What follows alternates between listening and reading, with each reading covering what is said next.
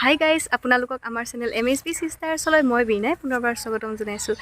আজি আমাৰ স্কুলত আছে খানা আৰু আমাৰ খানা বনাব এইজন হেড ছাৰে।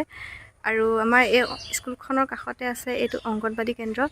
ইয়াতে আজি খানাটো হ'ব, গতিকে ছাৰে মোতকৈ বহুত টেষ্টি বনায়। সেয়ে আজি ছাৰে বনাওঁতে মই ভিডিঅ' কৰি ৰাখিম আৰু আপোনালোকৰ লগত শ্বেয়াৰ কৰিম। আশা কৰোঁ আপোনালোকে চাই ভাল পাব আৰু কেনেকুৱা পালে মোক পিছত কমেণ্ট কৰি জনাব। Thank U. এয়া লোকেল মুৰ্গী মাংসখিনি পিঁয়াজ, আদা, নহৰু, হালধি, নিমখ আৰু পিঁয়াজ দি পেলাই অকণমান মেৰিনেট কৰি ৰাখিছে। ইয়াতে আদা নহৰু পেষ্ট, পিঁয়াজ কাটা হৈ আছে আৰু আলুখিনিও কাটি থৈছে মিহি মিহিকৈ। আৰু এইখিনি হৈছে মছলা।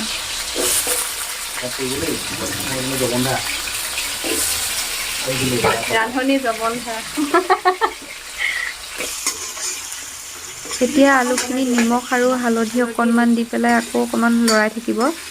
আলুখিনি প্ৰায় আধা সিজা হোৱালৈকে ভাজিয়ে থাকিব লাগিব। এয়া চাওক ৰঙচুৱা হৈ আহিছে। এতিয়া আলুখিনি হ'ল। এতিয়া একেখিনি তেলতে এয়া অলপমান পিঁয়াজ ভাজি লৈছে ৰঙচুৱাকৈ। ইয়াতে এতিয়া নহৰু অলপমান দি কিছু সময় ভাজি পেলাই তাৰপিছত তাতে এতিয়া আদা দিব। আদা দি পেলাইও অলপ সময় ভাজি থাকিব। ৰান্ধনি মুখখন দেখাওঁ নেকি? এয়া ৰান্ধনি। একো নহয় দিয়ক।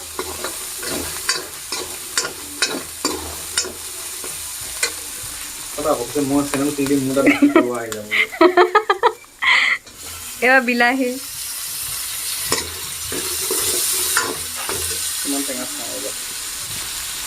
গবে খকোৱা আমাৰ ৰান্ধনি। বিলাহী টেষ্ট কৰি কৰিহে দিয়ে। নহয় হেৰি, এয়া মাংসত বাৰু দিব পাৰি। ছাগলী মাংসত কিন্তু বিলাহী বেছি দিলে খাব বেয়া লাগে। পিঁয়াজ, আদা, নহৰু, বিলাহী এইখিনি ধুনীয়াকৈ ভাজা হৈ গৈছে। এতিয়া ইয়াতে মেৰিনেট কৰি থোৱা মাংসখিনি যোগ কৰি দিছে।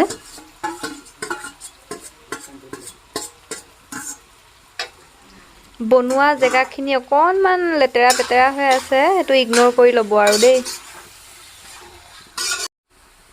এতিয়া ইয়াতে মছলাখিনি দি দিব। এই মছলাখিনিত আছে জিৰা গুড়ি, জালুকৰ গুড়ি, কাশ্মীৰী ৰেড চিলি পাউডাৰ, ক'লা নিমখ অকণমান, ধনিয়া গুড়ি, জলকীয়া গুড়ি আৰু কচুৰি মেথি। এইখিনি ধুনীয়াকৈ ছাৰে ঘৰতে মিক্স কৰি লৈ আহিছে। স্কুলত এইবোৰ অসুবিধা হ'বৰ কাৰণে পাবলৈ। কিছু সময় ধুনীয়াকৈ ভাজি লোৱাৰ পাছত এইখিনি ঢাকি থোৱা হৈছিলে। এয়া অলপ সময় ঢাকি থোৱাৰ পাছত এতিয়া চাওক ধুনীয়াকৈ মাংসখিনিয়ে পানী এৰিছে। এতিয়া এইখিনি ধুনীয়াকৈ অলপ সময় আকৌ ভাজি ল'ব।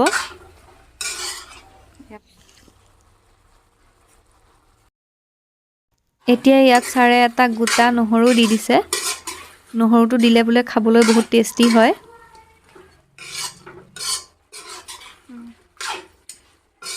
এনেদৰে আকৌ কিছু সময় ভাজি পেলাই এতিয়া ঢাকনি মাৰি দিব লাগিব। এয়া চাওক অলপ সময় পিছত ঢাকনিখন খুলি দিয়াৰ পাছত এই মাংসখিনি কালাৰটো ধুনীয়াকৈ চেঞ্জ হৈ আহিছে। এনেদৰে কিছু সময় ভাজি লোৱাৰ পাছত ইয়াতে অকণমান এতিয়া পানী দি দিলে। সেইটো মই ভিডিঅ' কৰিবলৈ থাকি গ'ল। আৰু এতিয়া ইয়াতে আলুখিনি দি দিব।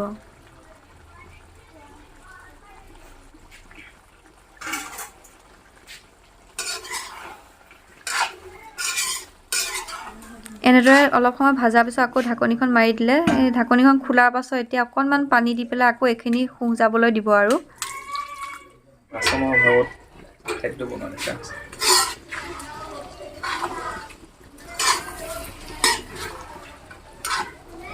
এইখিনি পানী যোৱাৰ পাছত এতিয়া আকৌ পুনৰ পানী দিছে। এইবাৰ মানে মাংস জোলখনত যিমানখিনি পানীৰ প্ৰয়োজন হ'ব সিমানখিনি দি দিছে। এইখিনি অকণমান সময় উতলি পেলাই তাৰ পাছত অকণমান গৰম মছলা দিয়াৰ পাছত ৰেডি হৈ যাব খাবৰ বাবে।